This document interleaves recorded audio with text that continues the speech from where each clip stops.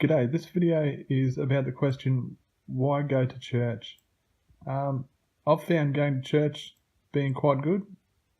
It's been good for my spirit, good to strengthen me, good to socialise, and I certainly enjoy a lot of people down there.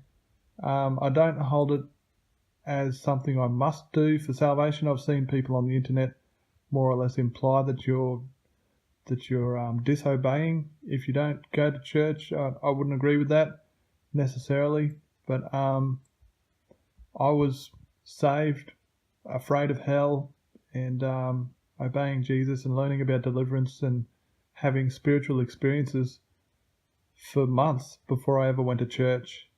Okay, so going to church is not what some people make it out to be, but it is important. I would say that this verse down here in Hebrews, which often pops up when people are teaching about whether we should go to church or not. It's not giving a commandment. It's more or less just reminding the Christians that it's edifying to assemble, and it's going to be of benefit if it's something that'll help us stay strong in the spirit. So just starting from the top here, so the answer to the question I would give is because you will receive and you will give. And of course, we're in a team.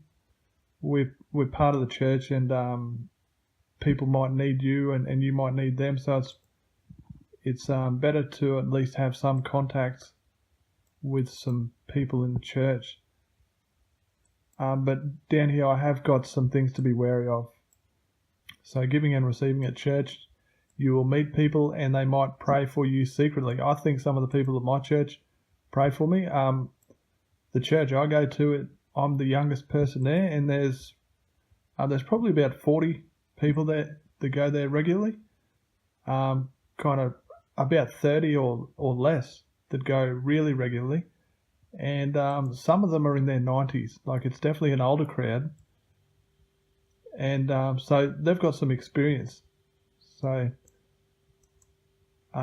it's interesting to see how God maintains some people in good health into their 90s. One of the guys down there still flies a plane in his 90s.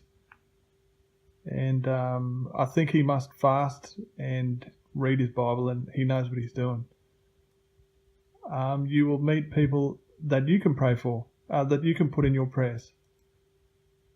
You might learn something. You'll probably learn a lot from church. I certainly have. You might teach something to someone. Fellowship is edifying for you.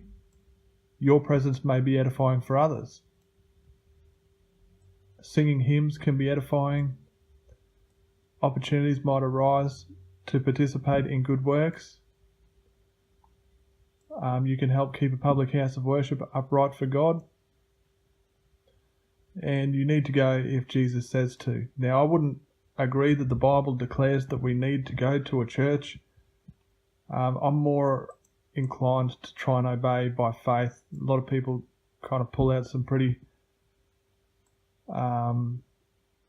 contentious commandments, like they say you're going to hell if you don't have short hair, if you're a male, and if a woman has short hair, it's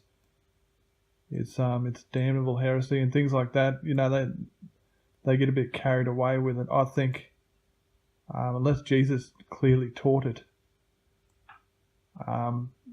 we should just respect a Christian's right to obey by faith. But if they're teaching heresy the trouble is sometimes they break the commandments of Christ to enforce their commandments that aren't actually from Christ. So I'm inclined towards obeying by faith, and I like to give the amount of money that God tells me to, and things like that. I try and operate by faith rather than by a real strict interpretation of the Bible. But I certainly do use the Bible to check my interpretation and to be inspired. Things to be wary of: not all Christians are in the truth. Okay, and even the ones that are in the truth, they might not be in the truth in all places. So you need to check yourself and don't trust just any Christian, okay? Not every interpretation of the Bible is correct. Demons may use people to burden you. That includes Christians, especially if they're not in the truth. Do not mistake religion for Jesus. Serving a church is not always what God wants you to do. And he might not want you to serve it 20 hours a week. He might just want you to serve it 2 or 3 or something like that. You know, he might want you to do things that the church doesn't approve of. You know, the church might want to use you to do certain things, but the Lord might be pulling you in a direction, telling you to go and do something by yourself, starting your own evangelizing mission or something. So you don't ever mistake religion for Jesus. This verse in Hebrews, and let us consider one another in order to stir up love and good works, not forsaking the assembling of ourselves together, as is the manner of some, but exhorting one another, and so much the more as you see the day approaching. That's from the New King James. So I'd take from that that the purpose of writing that was to just say that the assembling of ourselves is good for stirring up good works and love and exhorting one another and for edification. Should you tithe? You should give all of your finances to God. Give what he says, to whom he says, when and if he says, no more, no less. So if God tells you to give $50, you should give $50. If he tells you to give nothing at all, you should give nothing at all. Note, God does not need your spare change. That's not from the Bible. That's from Derek Prince.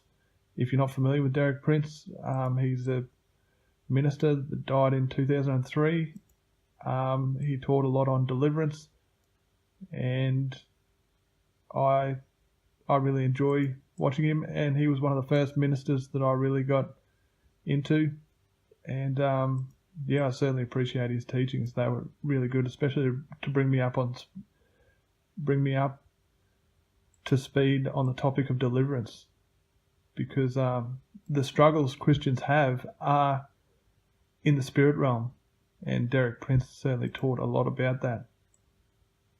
So if you're not going to church, consider asking the Lord if there's a church he wants you to go to, and he might want you to go to a few different ones, or to one in particular semi-regularly or really regularly. Just work it out with the Lord, and try not to be too selfish in your consideration of going to church, because sometimes your presence can mean a lot to other people.